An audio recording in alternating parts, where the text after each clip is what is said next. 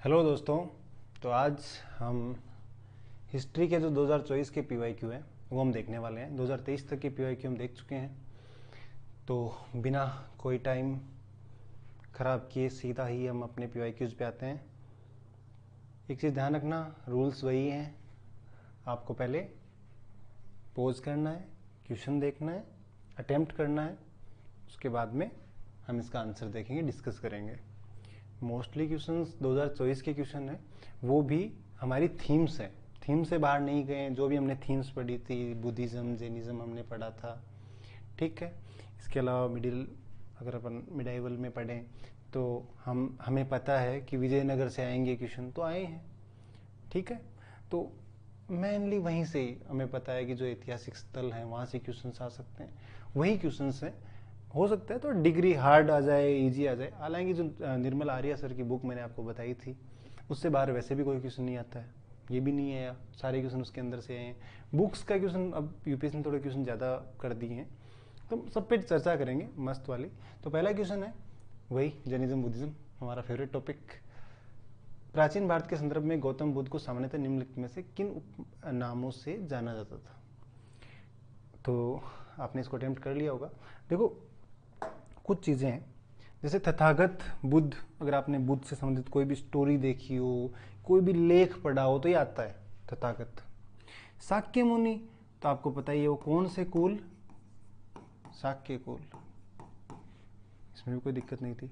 अब नायपुत, क्या आपने कभी पढ़ा है नायपुत? नहीं पढ़ा होगा। अब हाँ, कंफ्यूज हो सकते हैं आप कि सर आइडिया नहीं आ रहा था, कभी लग रहा था सुना हुआ है या नहीं, फिर भी आप मतलब वही है ना कि 50-50 पे तो पहुंच रहे थे हम।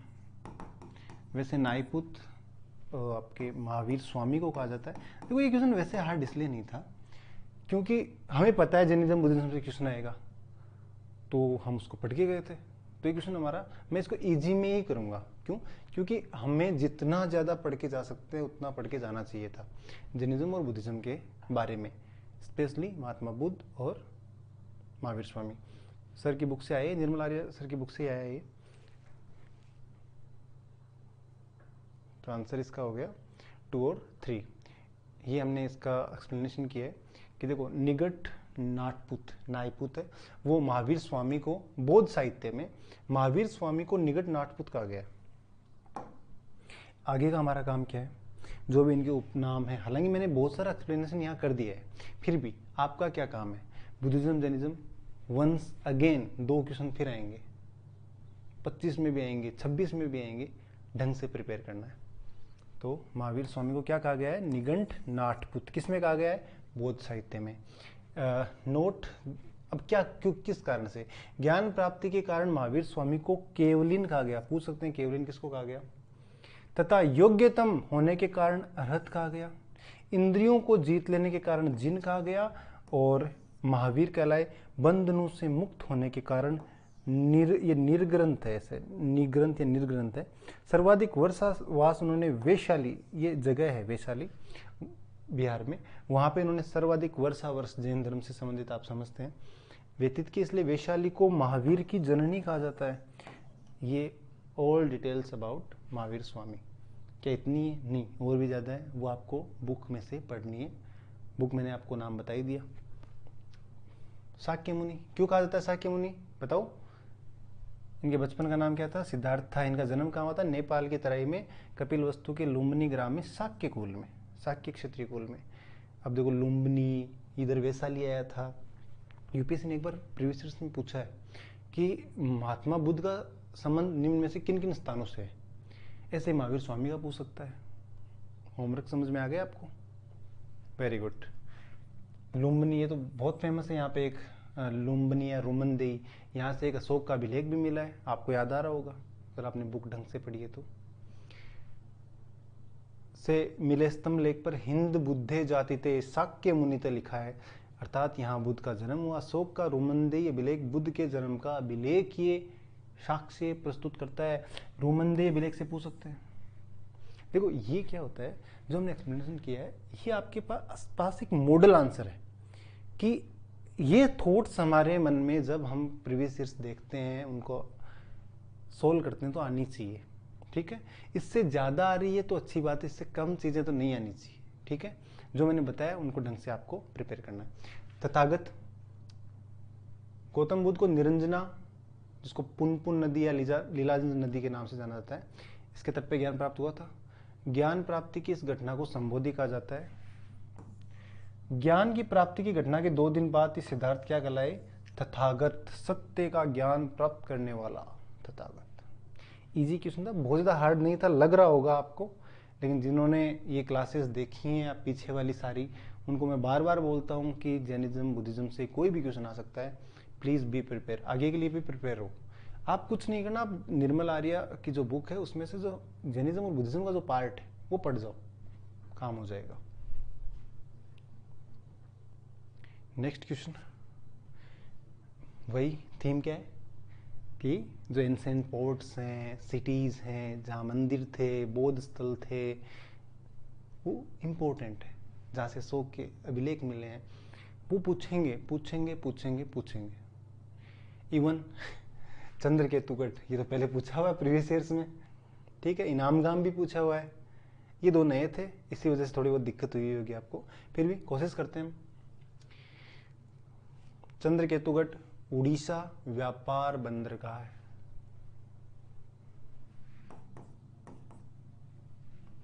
यानी इनमें से कौन सी पंक्तियों में दी गई सूचना सही सम्मिलित है? तो जैसे एक वाली गलत है, ये लो, और ये प्रीवियस ईयर्स में है, मैं बता दूं आपको। इनामगांव महाराष्ट्र में और ताम्रपाषाण स्थल है, सही बात है, तो 2 सही है। अब 2 सही है तो इसका मतलब आंसर ही आ गया। कोई हार्ड क्वेश्चन नहीं थे, बहुत इजी क्वेश्चन थे। ये एलिमिनेशन टेक्निक है, सभी आए। सालिहुंडम, मंगडू नाम सुना है तो ठीक है, नहीं सुना है तो ठीक है। मंगडू केरल में है, सही बात है, महापाषाण स्थल है, हो गया ना।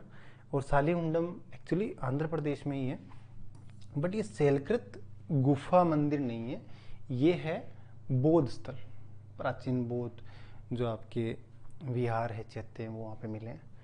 Very easy question. अब देखो ये होता है, इस बार के लोग क्या, हिस्ट्री का तो बहुत हार्ड आया है, बहुत हार्ड है। हार्ड अटेम्प्ट करने का जो आपका टेक्निक है, आपका मनोवृत्ति किस टाइप की है, आपने पहले क्या सीखा है, उस पर डिपेंड करता है कि हार्ड है या ईजी है। दोनों क्वेश्चन अभी तक के ईजी थे, क्वेश्चन इस बार कम आए बट अच्छे हैं। ये आपका आंसर हो गया। ये हमने एक छोटी सी वो बनाई है। अब देखो, कोई कहे ना यूपीएससी ने 2021 में चंद्रकेतुगढ़ के बारे में पूछा, देखो ये है प्रीवियस ईयर्स का महत्व है। अब बताओ, एक चीज़ होता है किसी को हिस्ट्री मानो पसंद नहीं है, कम पसंद है, उसको लगेगी मुझे हिस्ट्री कम आती है, तो वो प्रीवियस ईयर से भी उसको कितना फायदा हो जाता, जितना एक इंसान बुक पढ़ रहा है उतना फायदा उसको हो जाता। ठीक है, बंगाल में विद्याधरी नदी के पास एक पुरातात्विक टेराकोटा स्थल है, इनामगांव क्या है, ताम्रपाषाण स्थल है, कहाँ है ये? आपके महाराष्ट्र में। देखो मैंने क्या किया है, अभी यहाँ पे अन्य क्योंकि नाम से ही बहुत ज़्यादा जानकारी की जरूरत नहीं है ना, नाम से ही चल रहा है, तो मैंने क्या अन्य ताम्रपाषाण संस्कृति स्थलों के नाम लिख दिए। जैसे राजस्थान में गणेश्वर है, आहड़ है, गिलुंड है, बालाथल है। मध्य प्रदेश में माहेश्वर, नागदा, एरण, कायथा, नवदांतोली, गुनगेरिया में सबसे बड़ी ताम्र नदी मिली, आपको पता है तो। महाराष्ट्र में जोरवे, नेवासा, देमाबाद, चंदोली, सोनगांव, इनामगांव, प्रकाश, नासिक, प्रकाशम, इनाम। ठीक है, मंगदू केरल में स्थित मेगालिथिक महापाषाण स्थल। अभी आपका काम है कि आप जितने भी महापाषाण स्थल है ये लिख लो, महापाषाण स्थल है उनके नाम, बस नाम लिखने हैं। देखो नाम से काम चल रहा है हिस्ट्री में। ये यहाँ है स्मार्ट इंसान कौन है, बुद्धू कौन है। स्मार्ट इंसान वो, उसको पता है हिस्ट्री पढ़नी है, नंबर भी लाने हैं, इंपॉर्टेंट भी है, बट मेरे पास टाइम नहीं है यार कि मैं बहुत ज़्यादा टेक्स्ट। अब किसी को बोलो कहाँ से पढ़े, उपेंद्र सिंह पढ़ लो, उपेंद्र सिंह इतनी बड़ी है, इतनी मोटी बुक है, पॉसिबल नहीं है, पॉसिबल ही नहीं है। सो चिंता नहीं करनी अपने को, केवल नाम से ही काम चल रहा है तो कुछ नहीं है। एक बार गूगल करो कौन कौन से महापाषाण स्थल है। वैसे निर्मल आर्या बुक पढ़ रहे हो तो कुछ पढ़ने की जरूरत नहीं है, मैंने पहले भी बोला है, प्लीज़ ले आओ, अच्छी बुक है, कहीं जाने की जरूरत नहीं है। सालिहुंडम आंध्र प्रदेश के श्रीकाकुलम जिले में स्थित है। ये वंशधारा नदी, ये आपको वंशधारा नदी के बारे में, उसका उद्गम कहाँ से होता है, उसके कहाँ पे वो विलीन होती है, ठीक है, कौन सी उसकी सहायक नदी है, ज्योग्राफी में आते हैं। देखो ये से कनेक्ट करके पढ़ना पड़ता है। ठीक है, दक्षिणी तट पे स्थित बौद्ध स्थल है। ये स्तूप अन्य बौद्ध वास्तुकला के यहाँ खंडर मिलते हैं। आंध्र प्रदेश में अन्य बौद्ध स्थल है अमरावती, बावीकोंडा, नागार्जुनकोंडा, राम तीर्थम। आपको बता दूं, ये पूछा जा चुका है पहले, आपको पता है तो 2023 मतलब पहले मिला।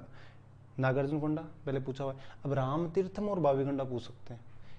केवल नाम, वहां जाके सर्च इतना कोई बहुत ज़्यादा गहराई से नहीं पढ़ना, एक बार देख लो कि हाँ बावीकोंडा कहाँ है, राम तीर्थम कहाँ है।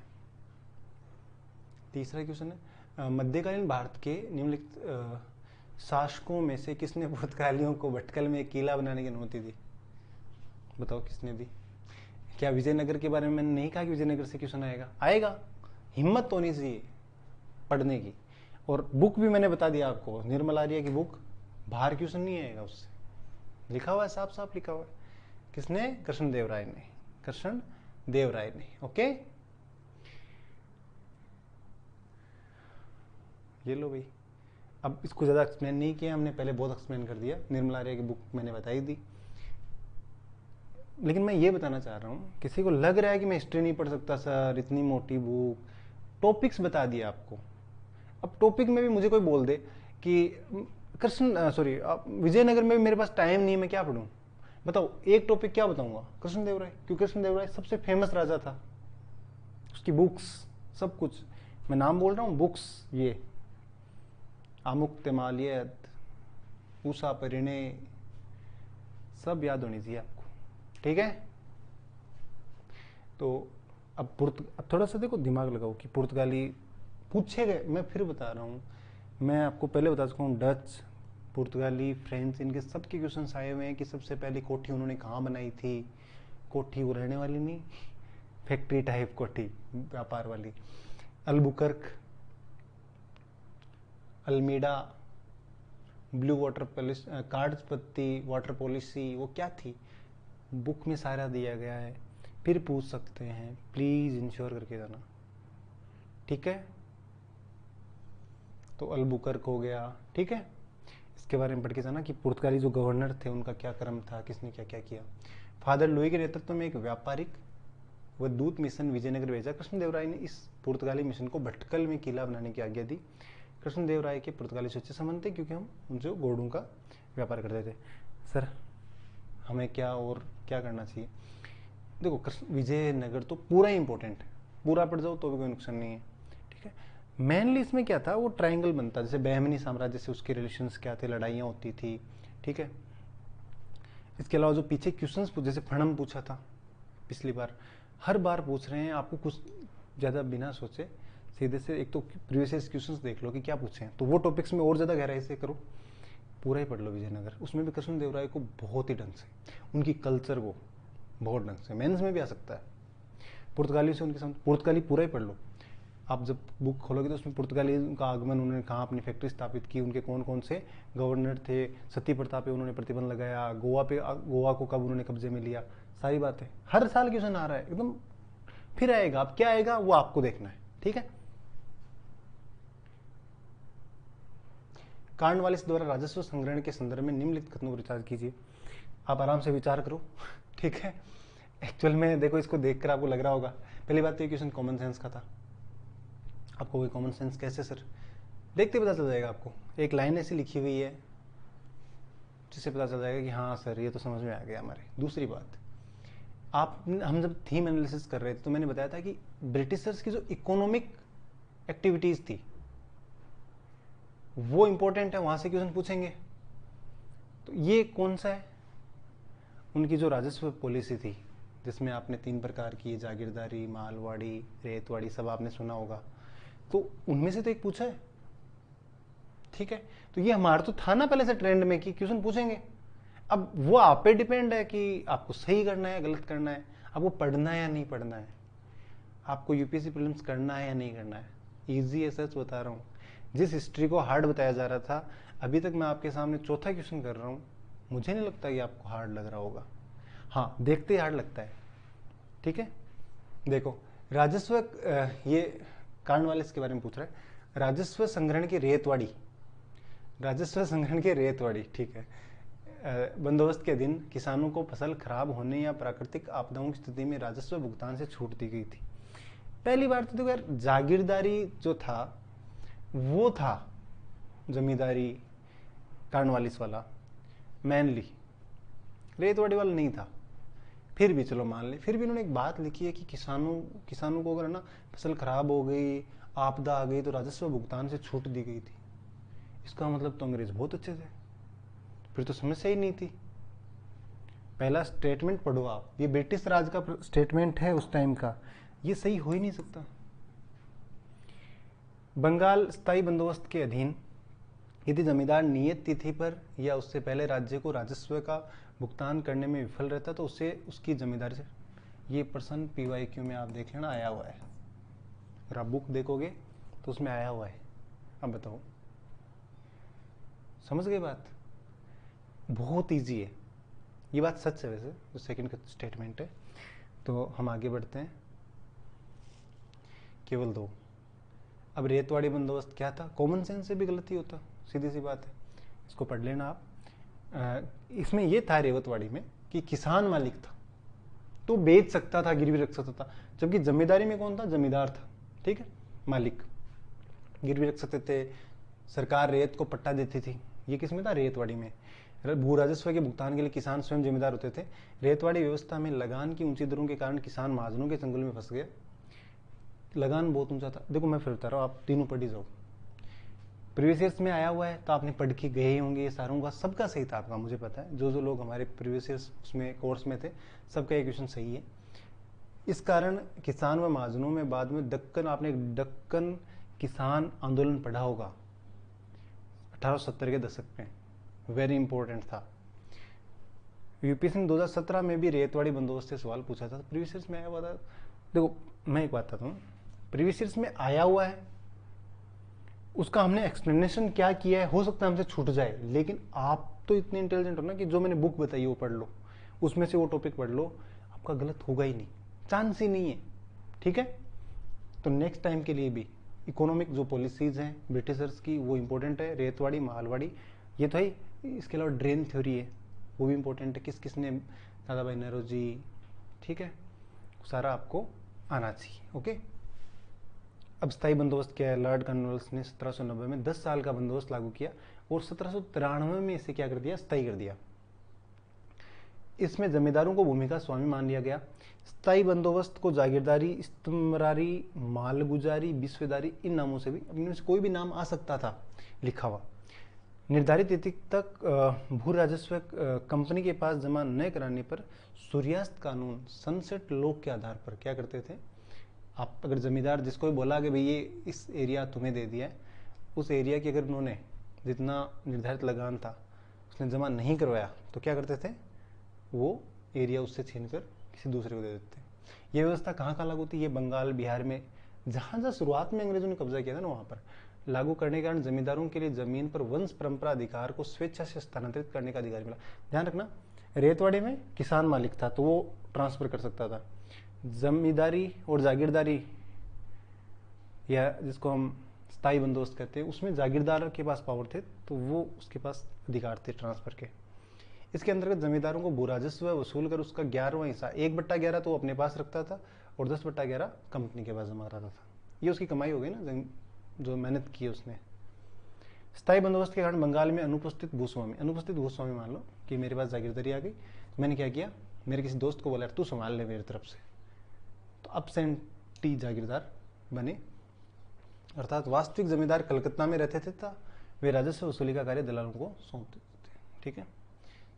स्थायी बंदोबस्त व्यवस्था बंगाल, बिहार, उड़ीसा, यूपी के वाराणसी, उत्तरी कर्नाटक के क्षेत्र में लागू थी। ये वही जगह है जहाँ पे शुरुआत में ब्रिटिशर्स ने, आप अगर हिस्ट्री पढ़ते ढंग से पढ़ रहे हैं तो आपको पता है ना कि शुरुआत में कहाँ कहाँ कब्जा किया था ब्रिटिशर्स ने? बंगाल, बिहार, उसमें एक ही पार्ट था, उड़ीसा, उत्तर प्रदेश का वाराणसी, अवध वाला, और उत्तरी कर्नाटक। आंग्ल मैसूर युद्ध याद आ रहे होंगे आपको। कितना परसेंट हिस्सा था? 19%। अब आपको ये पता होना चाहिए मालवाड़ी में कौन से एरिया आ जाते थे, कब कब शुरू किया, कौन कौन से ब्रिटिश अधिकारी उससे संबंधित थे, ये आपका होमवर्क है। साफ साफ लिखा हुआ है निर्मला आर्य की बुक में आपको, हालांकि हमने भी एक्सप्लेन किया हुआ है प्रीवियस ईयर्स में, वहां से देख सकते हो, लेकिन आप एक बार बुक के पेज भी पलट लेना। 19% हिस्सा आता था, ये इंपॉर्टेंट है। आर.सी. दत्त व राजाराम मोहन राय ने स्थायी बंदोबस्त का समर्थन किया था। ये आ जाए तो आपका गलत हो जाता। ये लाइन देनी चाहिए थी, ये लाइन देनी चाहिए थी कायदे से। तो आप सोचते रहे ये तो इंडियन थे, इनको सपोर्ट कैसे किया होगा। उनको लगा शुरुआत में कि अच्छी चीज़ है, इसलिए उन्होंने बोल दिया कि हाँ अच्छी चीज़ है। तो आर.सी. दत्त, और आर.सी. दत्त की बुक है एक इकोनॉमिक हिस्ट्री ऑफ इंडिया, जिसमें उन्होंने जो ब्रिटिशर्स ने इंडिया का शोषण किया इकोनॉमिकली उसका वर्णन है।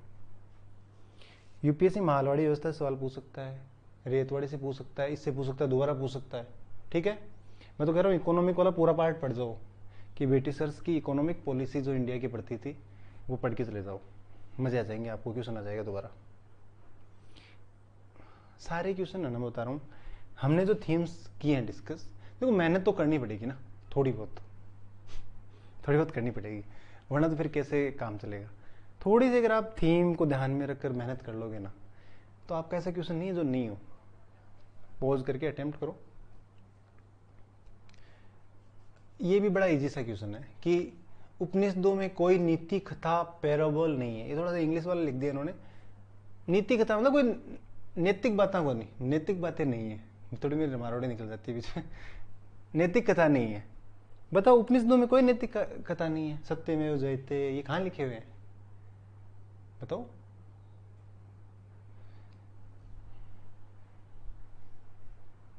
समझ रहे हो ना।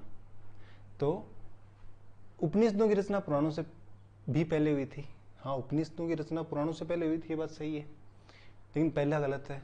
तो इसका आंसर क्या होगा? केवल 2।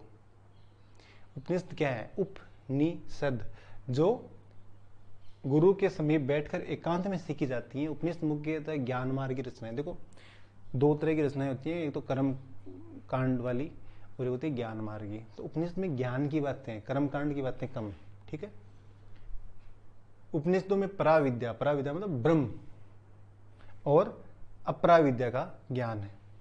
इनमें आत्मा, परमात्मा, पुनर्जन्म, मोक्ष इत्यादि विषयों पर चर्चा की गई। इसमें अनेक नीति कथाएं, जैसे सत्यमेव जयते, ये कहाँ पर है? मुंडको उपनिषद है उसमें। अतिथि देवो भव है, ये कहाँ है? तैत्तिरीय उपनिषद में। सदा सत्य बोलो, ये भी तैत्तिरीय में।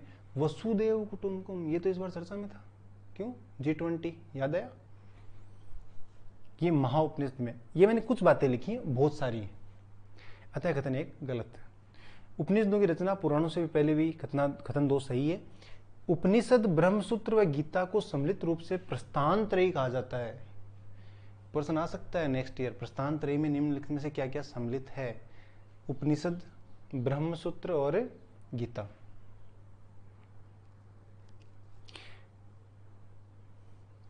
अब पुराण के बारे में, पुराण के बारे में आपको पता है तो यूपीएससी ने मेंस के जो अपना जीएस फर्स्ट है उसमें भी पूछा था। ठीक है। पुराण में क्या है? पुराण प्राचीन आख्यान है। पुराण नाम से पता चल रहा है। इसमें प्राचीन शासकों की वंशावलियां मिलती है। एक तो प्राचीन जो शासक थे, जैसे मौर्य हो गए, ठीक है, गुप्त हो गए, तो इनकी क्या होती है? वंशावलियां मिलती है। किनमें? पुराणों में। अब देख लो, इनकी वंशावलियां मिलती हैं, इसका मतलब उपनिषद पहले हुई। ये देखो गुप्त वंश कब हुआ, समझ रहे हो? 5वीं जो हमारी ईस्वी थी, मतलब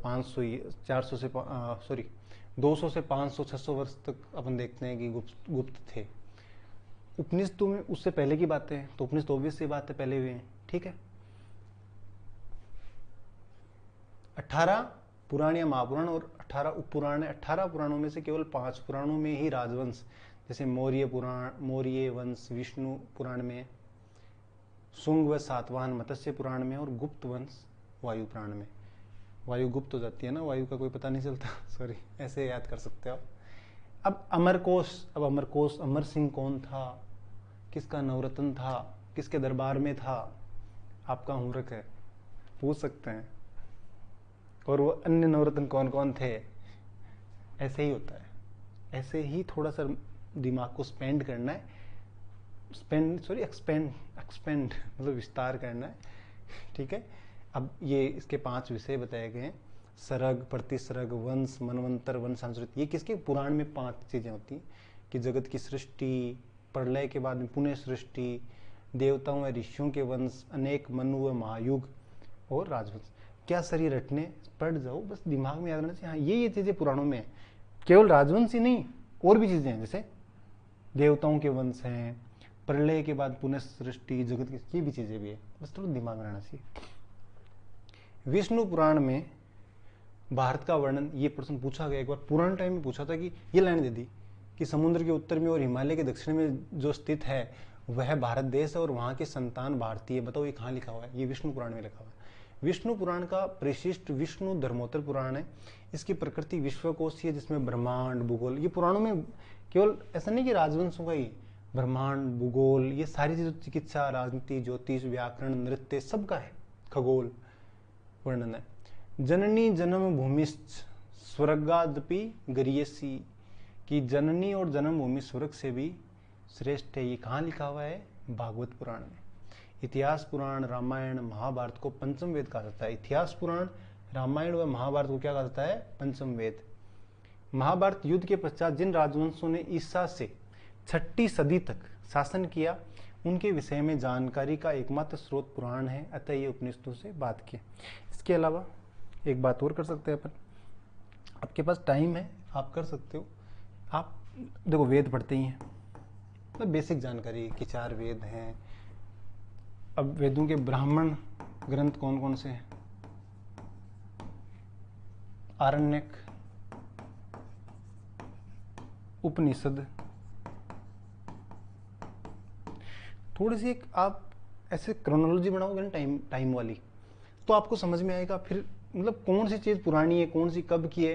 तो आप एक टाइमलाइन का ना पेज बना सकते हो, 2-3 पेज, जिसमें आप ना पुराने, जैसे ये तो है ही, इसके अलावा भी कोई बुक्स है जो पुरानी है, आपको लगता है मैं भूल जाऊंगा तो उनको लिख लो, ठीक है।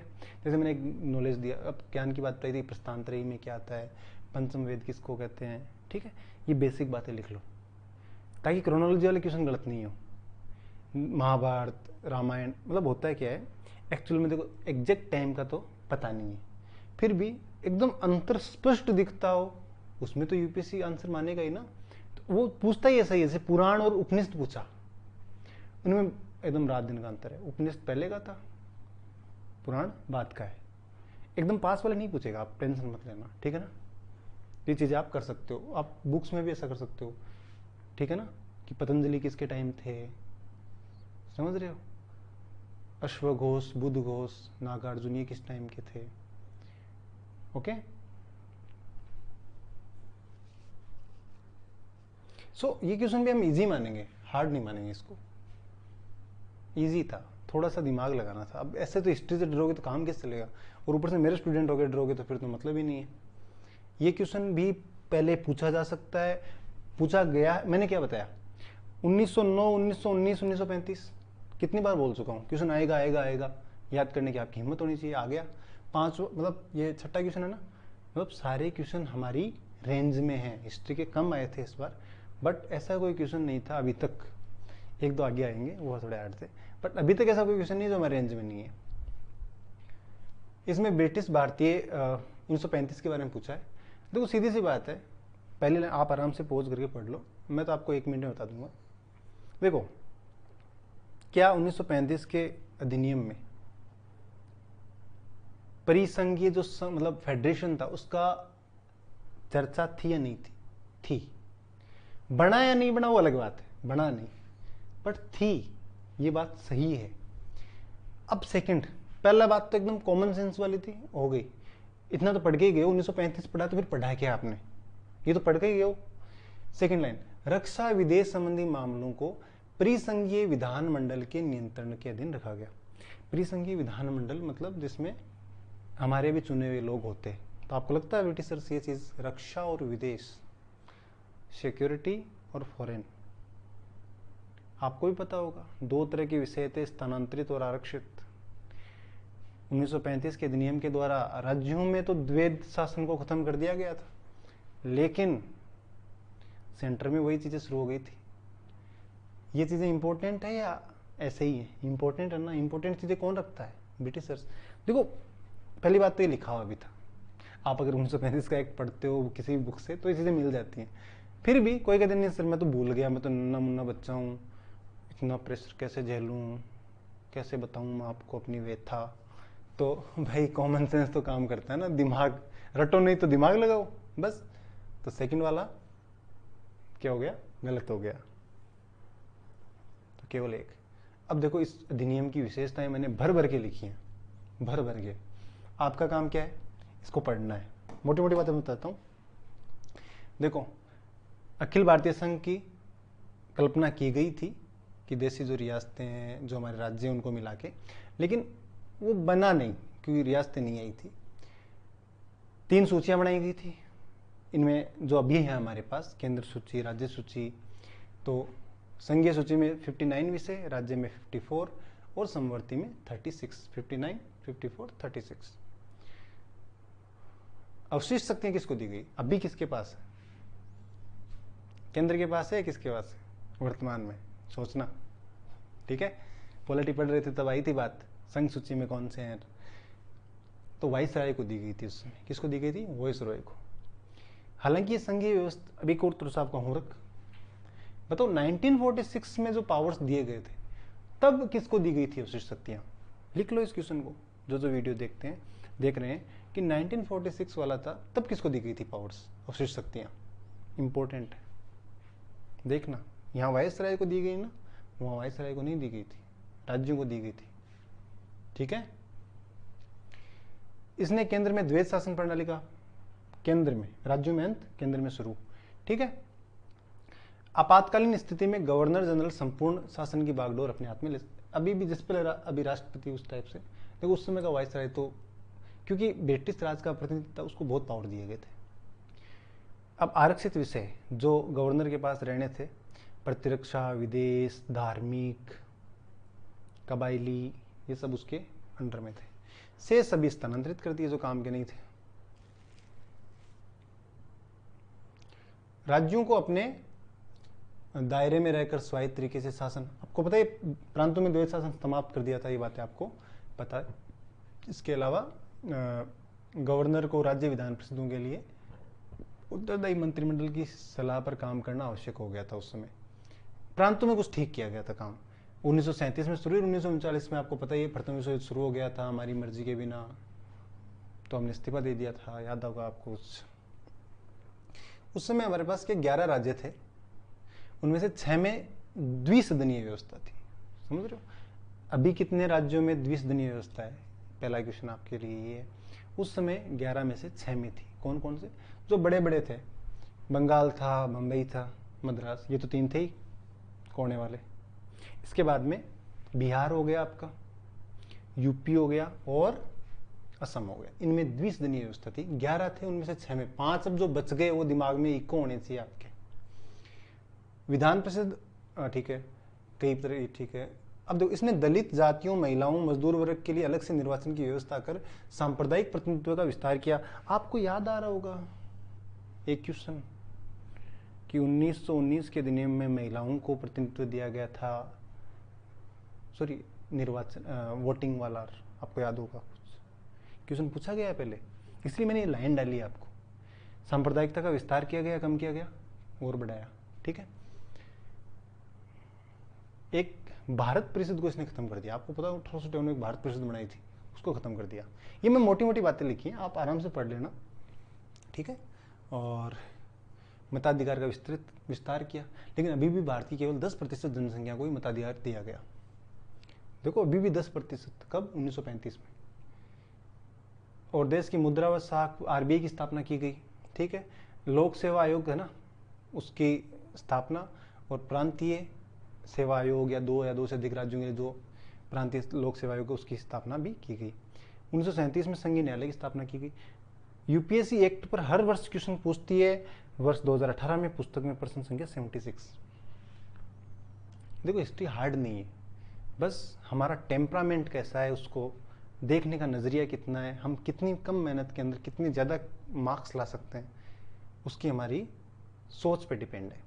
निम्नलिखित में से कौन सी नाटककार भास की रचना है। देखो भास बहुत पुराने रचनाकार थे, मैं भी बता रहा था ना, पतंजलि, उनसे भी शायद पुराने थे। और पूछा भी गया था, किताबें लिखी भी थी, बट छूट जाता है कुछ। हालांकि निर्मल आर्य की बुक है, उसमें लिखा हुआ था, सब कुछ लिखा हुआ था। क्या हम ये क्वेश्चन फिर भी कर सकते थे? वी कैन ट्राई 50-50 आराम से। कैसे? ये हमने पहले डिस्कस कर रखा है, महाभाष्य पतंजलि का। या तो डिस्कस कर रखा है या आपको आता है, ये तो आता होगा ना, पतंजलि ने महाभाष्य लिखा। ये नहीं पता है तो देखो फिर कोई उपाय नहीं।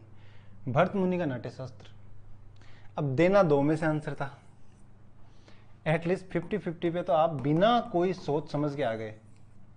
अब मध्यम व्यायोग था, मैं फिर बता रहा हूं, अगर हम 50-50 पे पहुंच रहे हैं तो भी कोई बुरी बात नहीं है, समझ रहे हो ना। 6 क्वेश्चन हमने एकदम एग्जैक्ट सही किए हैं, 7वें क्वेश्चन में हम 50-50 में अटके हैं। गलत नहीं हुआ हमारा, सही भी हो सकता है, गलत भी हो सकता है। ओके सर, कोई बात नहीं, आगे क्या ध्यान रखना है प्लीज़। मैंने कोशिश की है, देखो कि आपको ऐसे बहुत सारे लेखों में मैंने लिस्ट बनाई है, बुक में भी है अपने, और मैंने भी कोशिश की है। वैसे निर्मल आर्य सर की किताब में ये लिस्ट दी हुई है, ठीक है, तो आप वहाँ से देख लेना। मैं छोटे छोटे जो कुछ डिस्कस कर देता हूँ, कुछ आप अपने आप कर लेना। भास, ईसा पूर्व 4वीं शताब्दी, बताओ पतंजलि से पुराना है या नहीं है। जो सबसे पुराने जो लेखक थे उनमें से एक है। इसने क्या क्या लिखे, इसको प्रथम नाटककार भी माना जाता है भारत का। 13 नाटक लिखे। स्वपन वास, एक्चुअली क्या है, ये बहुत ज्यादा चर्चा में रहता है। स्वपन वासुदत्ता, उरु भंग, प्रतिज्ञा योंदन, लेकिन उसने दरिद्र चारुदत्त, बाल चरित, ये यहाँ तक ही लोग पढ़ते हैं। मध्यम वायोग लोग मोस्टली सोचते हैं इंपॉर्टेंट तो ये है, बट एक बार पढ़ लो, थोड़ा सा जरूरी नहीं कि रटो, पढ़ जाओ इतना। आप जैसे मैंने किया था कि जैसे काव्य अलंकार भी मुझे पता था एटलीस्ट, मैं, क्योंकि मेरा हिस्ट्री ऑप्शनल है। बट मैं आपसे मैं ऐसा नहीं कि मैं हिस्ट्री के टीचर के हिसाब से पढ़ा रहा हूँ, मैं आपके हिसाब से पढ़ा रहा हूँ कि मैं आपकी जगह होता तो कर पाता या नहीं कर पाता, इसलिए मैं वैसे चर्चा कर रहा हूँ, वरना मेरा तो हो जाता क्वेश्चन सही। मेरे को तो मध्यम व्यायोग भी याद था, लेकिन आप भी कर सकते थे 50-50 तो, ठीक है। ये सारे नाम पढ़ जाना, दूध घटो पढ़, क्या आगे पूछ सकता है पता नहीं, ये तो नहीं पूछे, बट कुछ और पूछेगा, बुक्स जरूर पूछेगा, ये ट्रेंड में है अभी। महाभाष्य की रचना किसने की, पतंजलि ने। इसके बारे में हमने बताया, ये पुष्यमित्र शुंग के समकालीन थे। ये डिटेल्स याद रखना बहुत इंपॉर्टेंट है। पुष्यमित्र शुंग, वृहदत्त की हत्या करके जिसने शुंग वंश की स्थापना की। धनदेव कौन था, अयोध्या का राज्यपाल था पुष्यमित्र के टाइम, जिसने 2 अश्वमेध यज्ञ किए थे। ध्यान रखा, इन यज्ञों का पुरोहित कौन था, पतंजलि था। पतंजलि कहाँ के थे, गोनार्ध के थे। नाट्यशास्त्र भरत मुनि का है। इसका पहला पूर्ण संकलन 200 ईसा पूर्व और 200 ईस्वी के बीच माना जाता है। भरत मुनि द्वारा लिखित नाट्यशास्त्र, नंदिकेश्वर द्वारा लिखित, एक नया नाम है नंदिकेश्वर द्वारा लिखित अभिनय दर्पण को भारतनाट्यम डांस का मूल स्रोत माना जाता है। अब आप ये उम्मीद मत करो कि मैं डांस करके दिखाऊं, बट ये अपने आर्ट एंड कल्चर में भारतनाट्यम, कुचिपुड़ी सब आता है ना, यक्षगान कनेक्ट कर सकते हो। काव्य अलंकार, ये भाम्य का है, ठीक है। ये दंडिन, अब दंडिन के समकालीन है। दंडिन ने क्या क्या लिखा, दंडिन ने, या पूछ सकता है कि काव्यादर्श, 10 कुमार चरितम, अवंती सुंदरी कथा, आगे जैसे अभी इस बार भास पूछा, अगली बार दंडी पूछ सकता है, और क्या पता ये पूछ सकता है। ये लिस्ट आपके सामने, सभी इंपॉर्टेंट नाम लिखे हैं।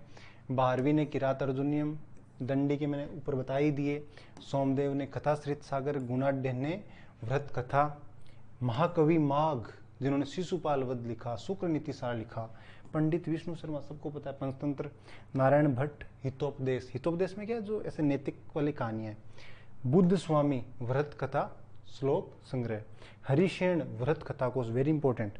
क्षेमेंद्र ने व्रत कथा मंजरी, समया मातका, देख लेना एक बार, रट लेना जो इंपॉर्टेंट है, एटलीस्ट कि पता लगा हाँ यार इसने लिखी थी, थोड़ा देखा हुआ सा लग रहा है, इतने से काम बन जाएगा। भवभूति वेरी इंपॉर्टेंट है, जिसने मालती माधव लिखा था, और उत्तर रामचरित, महावीर चरित, ये 2 चरित भी लिखे थे। विशाख दत्त वेरी इंपॉर्टेंट, ये आपने बहुत बार सुना होगा, मुद्रा राक्षस, और देवी चंद्रगुप्तम, सुभाषितावली। सारंग देव ने संगीत रत्नाकर लिखा, वेरी इंपॉर्टेंट। पतंजलि का आपको पता ही है, महेंद्र वर्मन प्रथम आप जानते ही राजा थे, महान राजा, कौन से वंश के थे आपको बताना है। मत विलास प्रश्न उन्होंने लिखा। भरत मुनि नाट्यशास्त्र, मेरुतंग ने प्रबंध, इंपॉर्टेंट है, प्रबंध चिंतामणि, भोजचरित, थेरावली।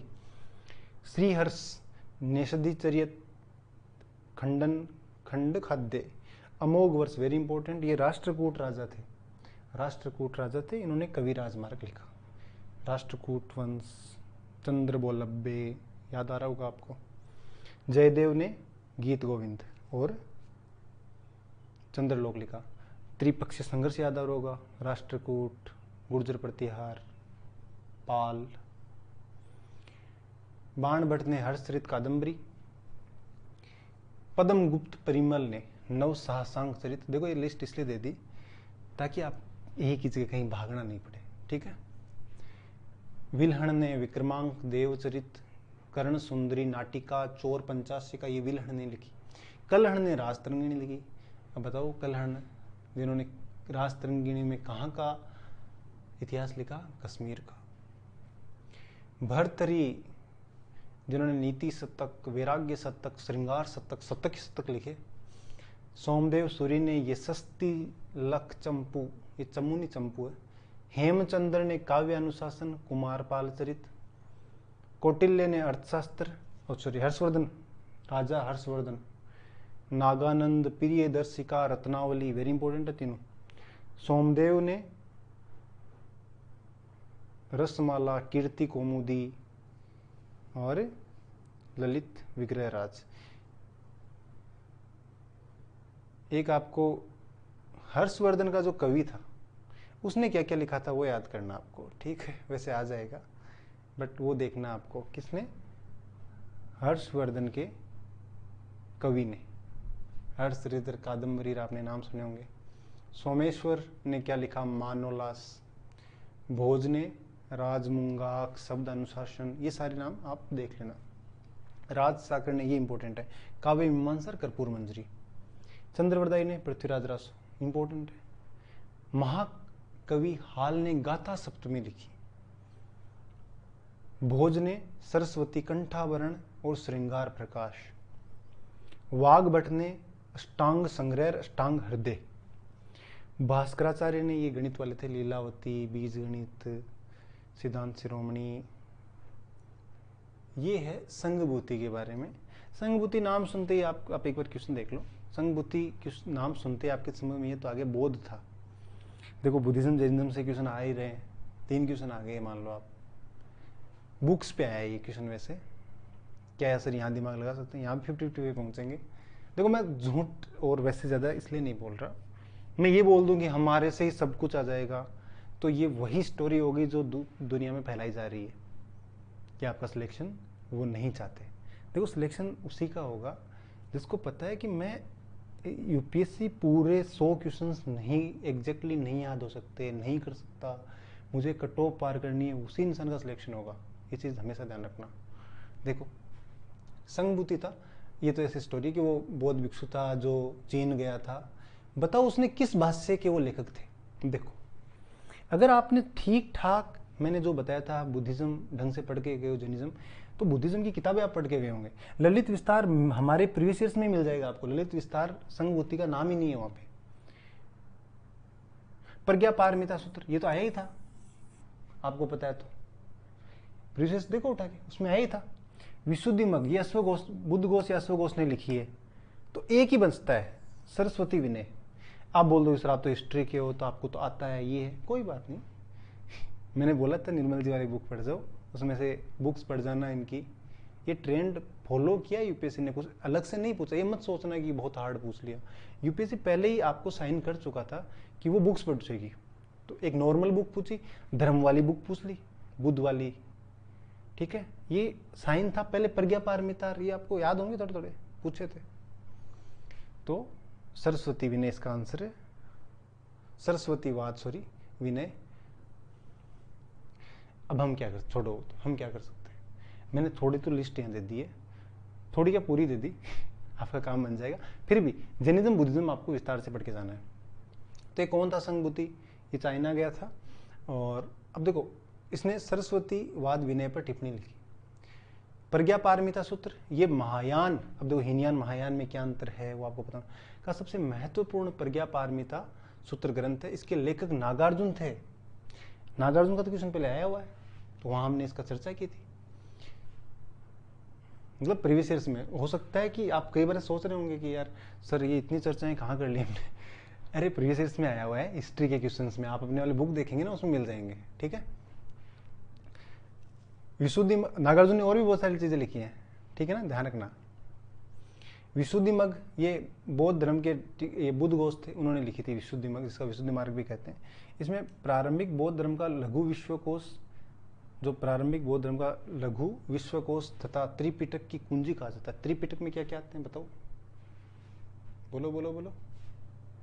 सूत पिटक, विनय पिटक, अभिधम पिटक, ये आने चाहिए दिमाग में, ठीक है। नहीं आ रहे कोई बात नहीं, कोई बात नहीं। अगर आप हिस्ट्री में हाथ आपका थोड़ा सा भी तंग है, कोई बात नहीं, आप बस मैंने जो बताया एग्जाम से कुछ दिन पहले आप बुद्धिज्म और जैनिज्म ढंग से पढ़ के चले जाओ, आपके क्वेश्चन सही हो जाएंगे। एक प्रीवियस ईयर देख जाना। बुद्ध घोष हीनयान संप्रदाय के थे, ठीक है, और प्रज्ञापारमिता वाला महायान वाला नागार्जुन महायान संप्रदाय का था। देखो ललित विस्तार का पूर्व में हम वर्णन कर चुके हैं, ये मैंने बुक्स लिख दी हैं, आपकी हिम्मत होनी चाहिए। 2024 का पेपर इतना ही था, हिस्ट्री के इतने ही क्वेश्चन थे। अश्व घोष ने क्या क्या लिखा है, बुद्ध चरित्र, सौंदरानंद, सारिपुत्र प्रकरण और सूत्रालंकार। वसुमित्र ने विभाषा शास्त्र, वसुबंधु ने विज्ञप्ति मात्रता सिद्धि वज्र छेदिका, अभिधर्म कोश थोड़ा रटना पड़ेगा। मैत्रेयनाथ ने योगाचार, भूमिशास्त्र, मनुष्यात विभंग, धर्म धर्मता विभंग। नागार्जुन वेरी इंपॉर्टेंट है, इसको फिर याद कर लेना। इन्होंने मध्यम कारिका, युक्ति षष्टिका, अष्ट सहर्ष, प्रज्ञापारमिता शास्त्र, विग्रह व्यावर्तनी, शून्यता। आपको याद है हीनयान और महायान हो गए, फिर हमने महायान के भी देखे थे 2 पार्ट, ठीक है ना। शून्यवाद, ठीक है ना, नागार्जुन। देखो शून्यता सप्तति, दिमाग अब ये होता है, मान लो ये पूछ लेते हैं शून्यता सप्तति किसने लिखी, भास आता, पतंजलि आता, नागार्जुन आता या बुद्ध घोष आता, तो मुझे शून्यता सप्तति नागार्जुन। सर आपने कहाँ पढ़ा, हमने तो सुना भी नहीं इस बुक का नाम, मैंने भी नहीं सुना था, बट मुझे पता शून्यवाद किसने दिया था। करना पड़ता है ऐसा कभी कभी। शांतिदेव ने ये बुक लिखी है, ये पढ़ लेना यार प्लीज, आपको दिख रही होंगी, मैं थोड़ा और ऊपर कर देता हूँ। दिग्नाग ने प्रमाण समुच्चय, बुद्ध घोष ने विशुद्धि मग, मोगलीपुत्तिस ने कथा। मोगलीपुत्तिस कौन था बताओ, कौन सी बुद्ध संगीति का अध्यक्ष था मोगलीपुत्तिस? नहीं आ रहा दिमाग में, कोई बात नहीं, कोई बात नहीं, अब आ जाना चाहिए, ठीक है। इनमें से बहुत सारे लोग, देखो होता क्या है, कोई बात नहीं, आप लोग अगर सोच पा रहे हो कि हाँ मुझे याद करना है, इस क्लास का पर्पज यही है। ये नहीं है कि अभी याद नहीं है तो नहीं होगा, नहीं, मुझे भी नहीं याद होते इतने ज़्यादा, चिंता मत करो।